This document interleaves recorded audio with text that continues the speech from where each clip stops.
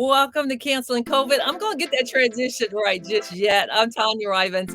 Thank you so much for tuning in. Don't let my husband know that I'm cutting it off abruptly. Just having a time trying to get this transition with the music. But it's so good to see you. We're back live in the studio. A couple events that have come up the past 2 weeks, but we got a great conversation today. I'm really excited about the information that we're able to share.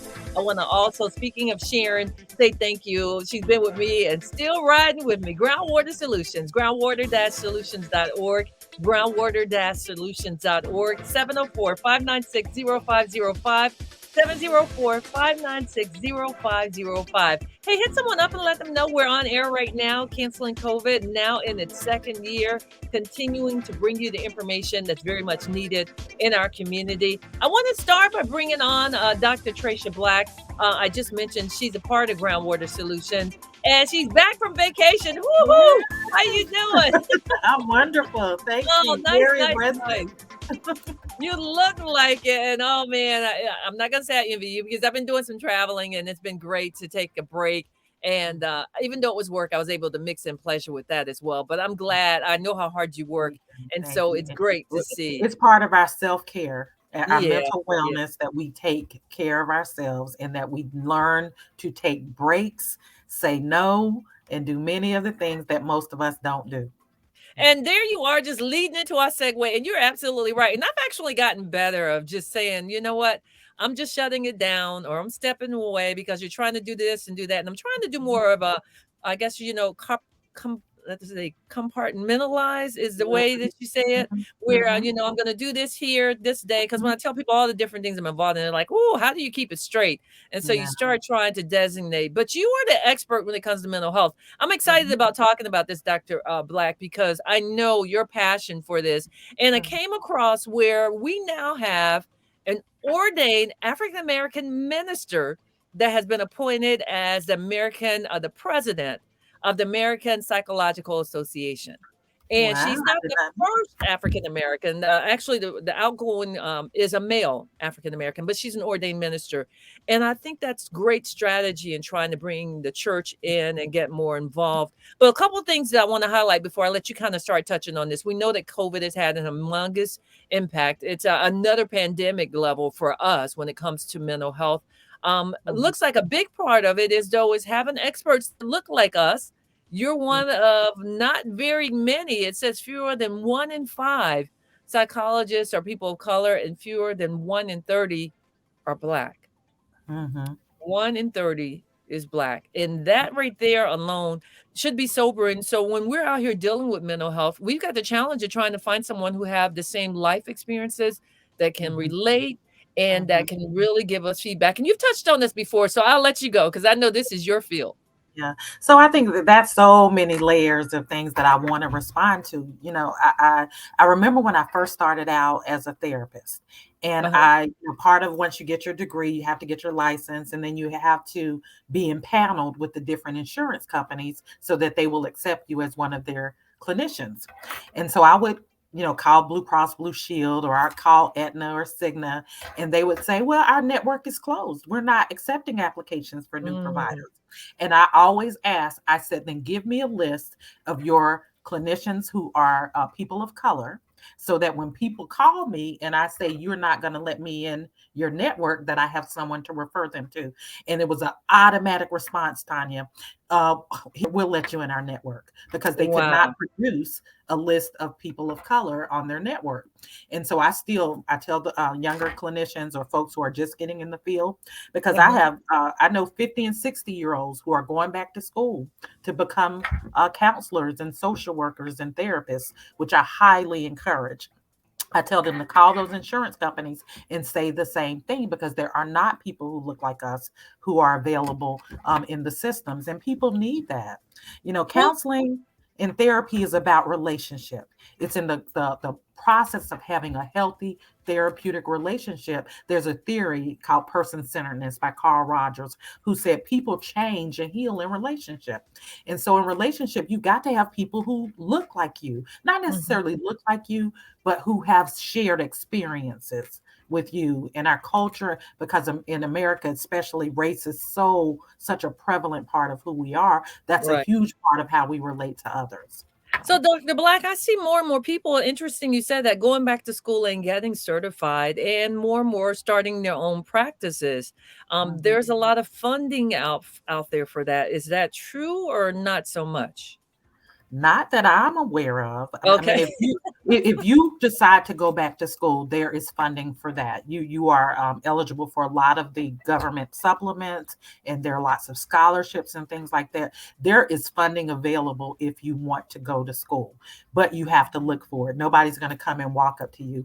Just like anything, it requires some work on our part. So there is no reason for you to let finances keep you from going back to further your education. So I encourage folks, within my organization, I'd say 30% of people are pursuing a degree. They come in because we hire at any level. They'll come in with a high school diploma, but they're seeing people who are all about learning and all about growing. So they're going back for their bachelor's degree, or they're coming in with their bachelor's, and they see folks who are pursuing their master's, and they're doing that. The master's level, they're pursuing doctorate. So we are encouraging education. So whether it's in the church, I'm excited about hearing about the minister who is now leading the psychological association. That's Yeah. amazing. So in wherever you are, encourage at whatever age that you can do whatever you were called to do. So And let me just correct myself too. It's three black women have led it before. mhm, Replace him right now is a male, black male. But the interesting part is even they realize that this is a growing need in our community. And first of all, I have to applaud our ministries because there is more acceptance now, and COVID was a big part of that. Can you mhm. speak to how it was not prior to COVID, but now how ministries have started to embrace and say, "Hey, we got to deal with this." Well, I do see that. I see that, prior to COVID, I think the whole belief in the Pray, and it'll be faithful. all right. Yeah, pray. God is your healer. You don't need to go and tell all these people your private business because Mhm. you just aren't praying hard enough, or you're not saved enough. And I think that there's a book out. It's called the There's a Broken Heart in Every Pew, and Mm. it really, I think, began to have some dialogue even before COVID, that mental health issues, emotional and behavioral issues are in your church, and that if you're being responsible as a ministry, that you need to address the hurt in the past. I mean, there's so much trauma, there's so much family division, there's grief and loss, and life happens in a church, and mental health issues are part of life. So I think ministries are now beginning to really own that, and I think because you have so many pastors who saw their congregation struggling during COVID-19. They saw the sadness, they saw the grief, and they experienced it for themselves. I don't know if you've heard, but there in recent days there have been pastors who've committed suicide. So they've experienced it personally, they've seen it in their family with their loved ones, and they've seen it in their ministry. So we just can't ignore it anymore. And I'm proud of us for finally getting to that point where it becomes a natural part of our conversation. I don't think we're there yet where it's natural, but I think we're more intentional. And talking about being intentional, speaking of the pastors, that's an issue as well as our young people. There were several, I was just reading about several high profile college Mhm, athletes who have taken their lives. And one was a lacrosse player, I believe. Another one was cross country. And now there's an African American female cheerleader at one of the HBCUs in Florida who she took mhm. her life. She posted on Facebook, on social media. I don't know which one it was, and it caused a lockdown at the school because people did, they read it and they were alarmed, but it was just too late by the time they got to her. And it's heartbreaking. It's just heartbreaking that we keep seeing this happening over and over. And for those that are don't want to talk about it, we've got to talk about it because we're not even scratching the surface right We're now. not in the scratching the surface, and we are in a huge crisis. Suicide has quickly become the leading cause of death for young folks and middle-aged folks over any other disease, and we're seeing it. Every week you can't go a week without hearing that someone has taken their own life. And what I can tell you, it is one of the most devastating losses for the folks who are left behind. Because Yeah. we lose folks to disease, but we're blindsided many times by folks who take their own lives, and you for years later, there is no resolution and no peace for the folks who are left behind. But Dr. Black, what I'm reading in these notes that they're leaving behind, they feel like they're at peace. Now, this cheerleader, because I wanted to read a little more, and she had torn her ACL. And so Mhm. that kind of put her in a depressive state. And then COVID. I've seen some stories. 60 Minutes, just one of my favorites, just did a story and they were talking, and I'll share more about that. But, so I made an F for the first time in my life. So you're not able to deal with failing the class. I mean, that speaks to okay, everything's not going to be perfect. So how do we coach you back? But I understand when you have an injury that you think is going to be a life changer, where you'll never be able to do what you love again. And she cited in her note, it was COVID. She wishes that a grandfather was still here who she could talk to and would explain it. But I'm going to join you now. They Yeah. seem like they're really at peace with these decisions. What do you say? Well, I'm saying that the folks who are left behind, when Right. if you have a loved one, someone that you really care about, and they take their own life, it's very difficult for those folks who are surviving the loss of their loved one to find peace. I should have Absolutely. done something. What part of this was my fault? There are all these lingering questions. I think for the person who actually makes that decision to take their own life, they are at a sense of peace because they are tired of hurting. They're tired. And most people don't want to die. People who are suicidal don't necessarily want to die. They just don't want to hurt anymore. And then Oh, death becomes the only way that they see that they can stop hurting. And so oh. they're at peace because they don't they've taken that, they have made a decision to stop hurting. You know, So and this and, and no, one you of go ahead. This is good stuff. um and I talked about folks being blindsided. The Yeah. reality is that most folks who are debating or in that place of turmoil, they are letting people know that they're hurting. There And are it's signs. Yeah, there are signs, and we have to pay attention to them. We have to do a lot of education and awareness so that the everybody knows what those signs are, and then what to do about them. Because you may know someone is really in a bad place. We ask every day, "How are you doing?" And they say, "Fine," and we go on about our business.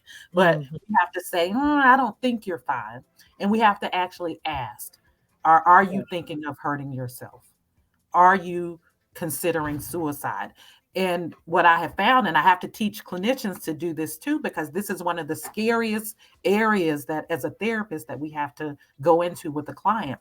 You have to ask directly. And those who are not will say, "No, oh no, I'm not there, but I am hurting." Yeah. And that frees us to know, okay, we're still going to keep working on this. But those who are, they will absolutely tell you that they are. "I have thought about it." And then Wow. we have a door open where we can do some really good work that saves lives. And many of them are relieved that somebody finally asked. Right, right. It's been in their head. They've tried to put out feelers for people, and nobody asked. Well, I know the suicide hotline is valuable, but Groundwater Solutions, you can get a really personal touch right here in our community. Groundwater-solutions.org, 704-596-0505. I will share the story this past week on 60 Minutes. I believe it was this past week, where a doctor's office, when people come in, she automatically, no matter what the youth come in for, she does the mental health wellness check as well. And she Mhm. asked those questions, and she talked about the number of children she was able to head off a potential suicide just because she took the time, even though that's not what they were there for. She still engaged in that conversation. And I Yeah, honestly, I across the think board, I think we have to do that.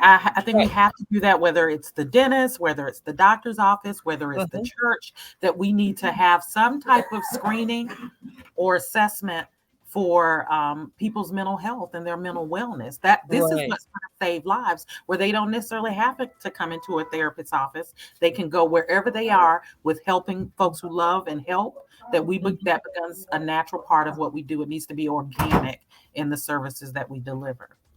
Well, Dr. Trasha Black, Groundwater Solutions, is always a joy, a thrill to have you with us. I appreciate you back and rested and ready to go as always. As we wrap things up, is there anything else you would like to share? So, here at Genesis Project and Groundwater, we are doing voter registration with community members for the Good. next several weeks. And we're trying to Okay. really push for the primaries that are happening next week. So if you May have not 17th. gotten out to early voting, make sure you do that before Saturday, which is the last day to early vote. And then if you miss early voting, you can vote on Tuesday, the May 17th. If you haven't, if you are registered, you can do that.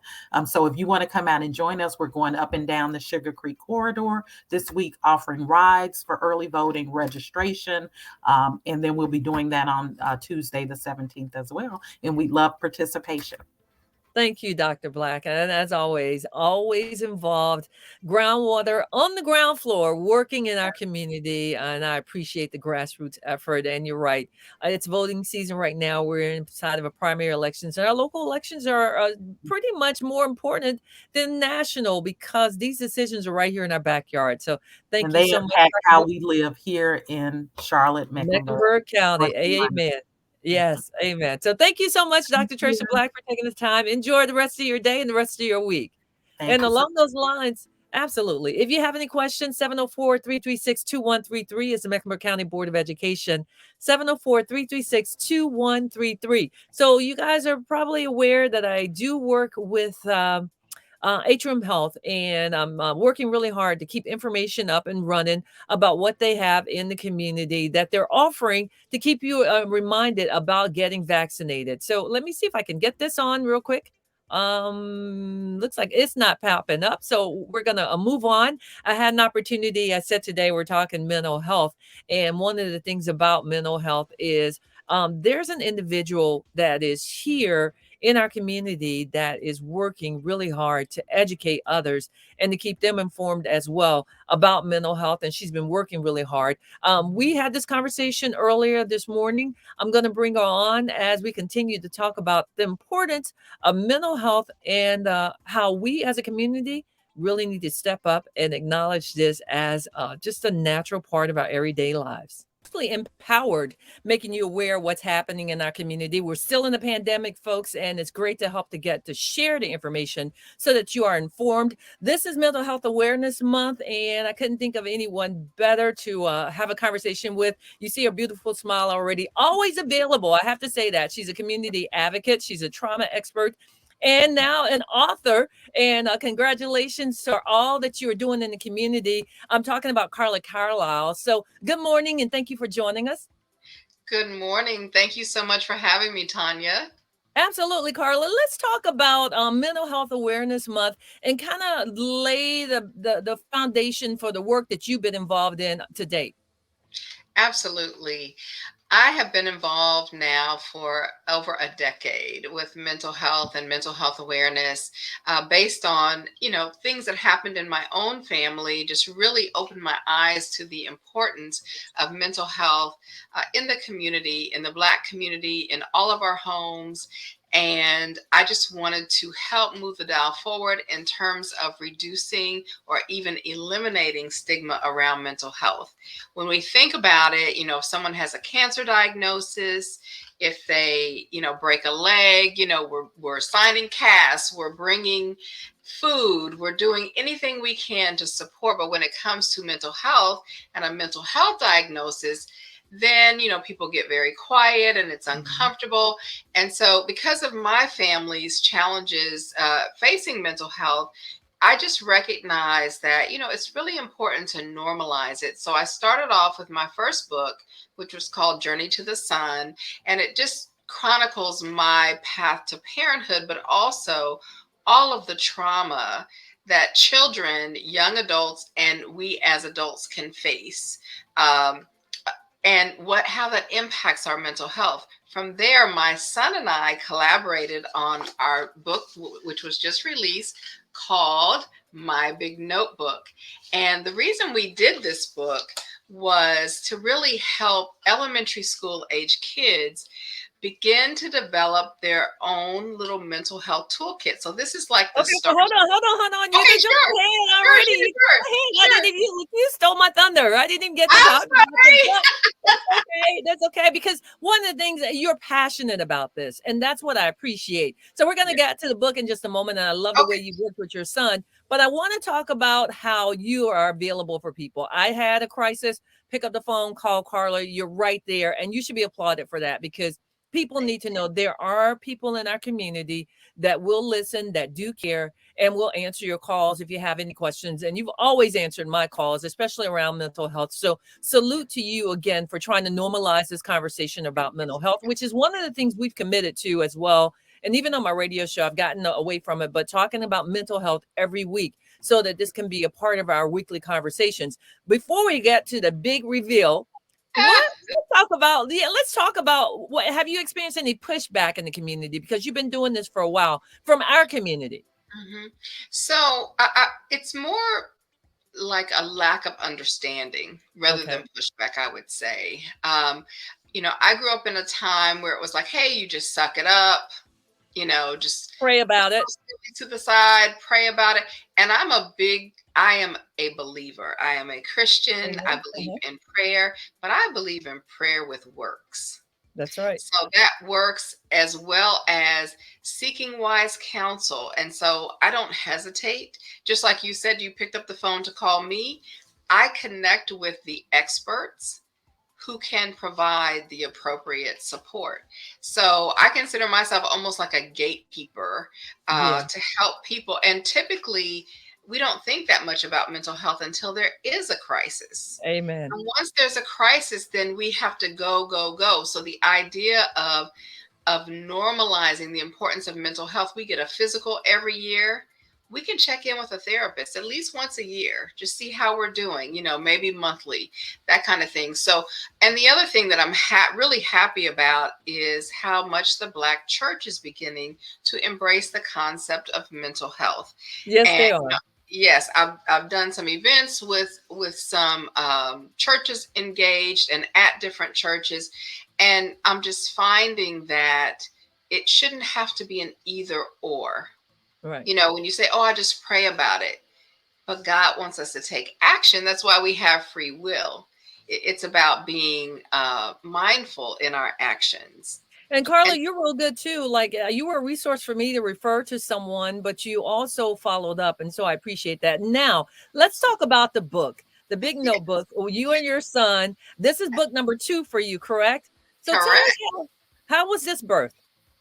So we basically, I was talking to JC, my son, about he always wants to help people. He always wants to help other people. And I'm thinking, you're turning into a little me, and you can stretch yourself so thin that you're no longer effective. Mhm. So let me help my son with healthy ways of helping others. And so it started off me thinking about, the kids who may need a little extra support. And then with the pandemic, with everything that's happened with COVID, it's like, hold on, our kids have been home for 2 years. Mhm. All of our kids, especially at the early ages, like elementary school, can Right. use some additional support. So we took 10 years of experience working with therapists and psychiatrists and put together some really basic coping skills, some basic concepts like the cognitive triangle, which is about thoughts, feelings, and actions, but put it in kids' terms so that our kids can have a place. And if you notice, the notebook looks like a composition notebook. It does. Right. It So it does. can be as discreet as the child wants it to be. It has stories, it has coloring pages and journaling pages. And the idea was to have one place for the child to go that belongs to them, and they can use it with an adult on their own or with their friends. I just wanted to give them a little support, like a buddy in a book, and that's what we call it. The idea was to provide some level of support that meets the child where he or she may be. So Carla, was this your idea or your son's idea or a mutual effort? And was It it tough was a getting him mutual involved? effort. A mutual I effort? admit, So I initially envisioned 3 books, like a series. Okay. And as we talked through it, and I was talking with JC and therapists and things like that, it's like, let's just deal with the fundamentals first and let's get to that. So I will tell you that JC's hands are all over this book. He told me, Mom, this part, this is enough. Here, like, we have a page with all about emotions and Mhm. feelings, and he talks about, and these are JC's words: mad is easier than sad. And Mhm. so he talks about, like, how do I get from this face with this feeling? Because a lot of times, we may try to have that stone face, but our feelings Mhm. show on our face, right? And How do JC I is 10 years old, correct? He's now 12, but 12, okay. he was 11 when we started this. How do I get from this angry face or sad face to a happier face, or where he's feeling very loved? And so he named all the faces in the book. He told me, Mom, we got to pull back on this section. We need to expand here. Like, what is your happy place? Again, just, we want this to be an all-inclusive one stop for kids to be able to express their feelings in a healthy way, and to be able to share it with an adult in their life if that's appropriate, or with their peers. It's kind of like what works best for the child. And it's impressive that an 11-year-old is that much in touch, or wants to be in touch Yes. with his feelings and emotions. How did you Yes. guys get to that point? Oh, lots of therapy, lots of working together. It's really so amazing now, Tanya, that he will say, like, in the morning, sometimes mornings are rough, Mhm. for our family at least. Mornings can be rough. We're rushing Mhm. to get, no matter how early we get up, it can be tough. And Yeah. every now and then he'll come to me and say, Mom, take my hand and Oh, let's deep breathe together. And so I really? know he gets it.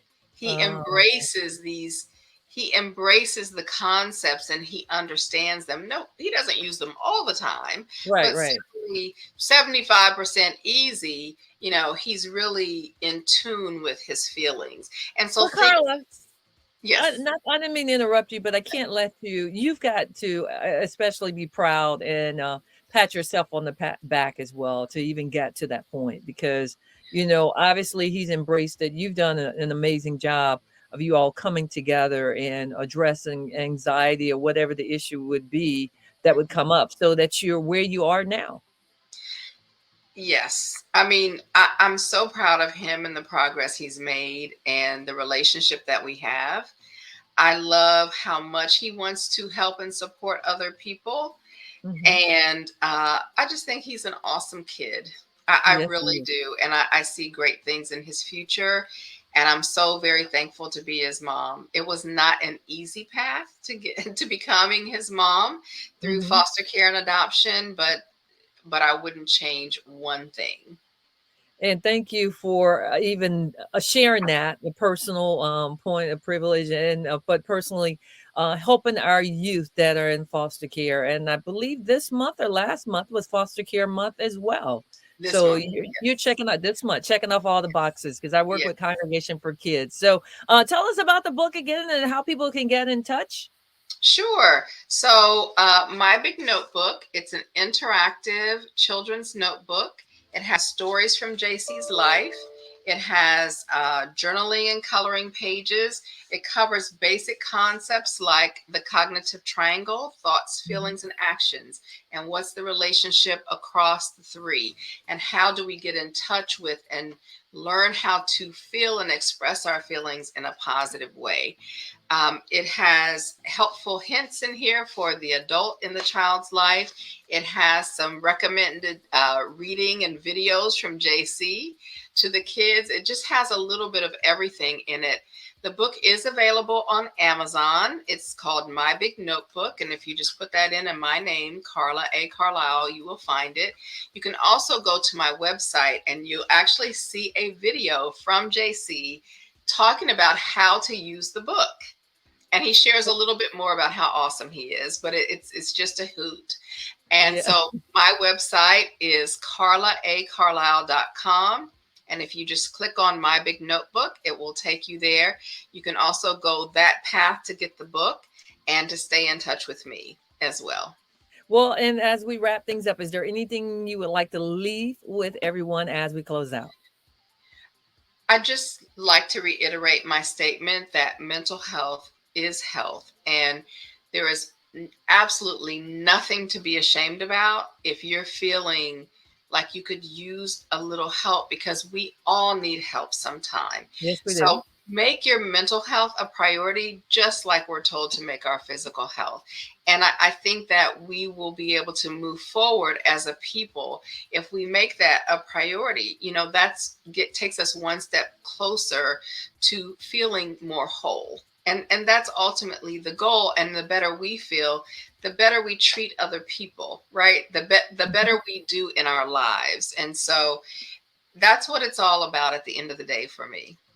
Miss Carla A. Carlisle, a mom, an author, a community advocate, as well as a trauma expert. We are so grateful. Thank you for taking the time to talk with us. Thank you so much for having me. I really appreciate it. I appreciate you as well. Thank you. Thank you. And as we start to wrap things up, I told you we had an action packed program for you today. Just a reminder, I mentioned Atrium Health. They are doing some focus groups and they are interested. It's called Because You Matter, and things have kind of jumbled up here. But the focus groups are called Because You Matter. If you would email because you matter at atriumhealth.org, because you matter at atriumhealth.org, or call 833-666-0146, 833-666-0146. They've got a session on May 11th at 10 a.m. And I believe they give you some type of honorarium gift card for just getting your feedback on everything that's happening around COVID and vaccinations. It's just a great opportunity to give your input and let them know here in our community you are involved and you're interested. And hats off to Atrium Health for this effort as well. It's time for me to sign off, folks. If you have any questions, suggestions, email me, rivenstanya@gmail.com. rivenstanya@gmail.com. As always, life's challenges make you better, not bitter. I'm Tanya Rivens. You can join me on this Saturday, 10 a.m. Sounds of Inspiration on Praise 100.9 FM. That's 100.9 FM. Have a great day, everyone. Be well, be alert, be safe. Check on your neighbor, and most importantly, share. Let people know we're still hosting Canceling COVID every weekday, as we want to keep you informed and keep you inspired. So enjoy your day, everyone. The weather has gotten really nice. Thank you again for hopping on, and thanks for tuning in to Canceling COVID.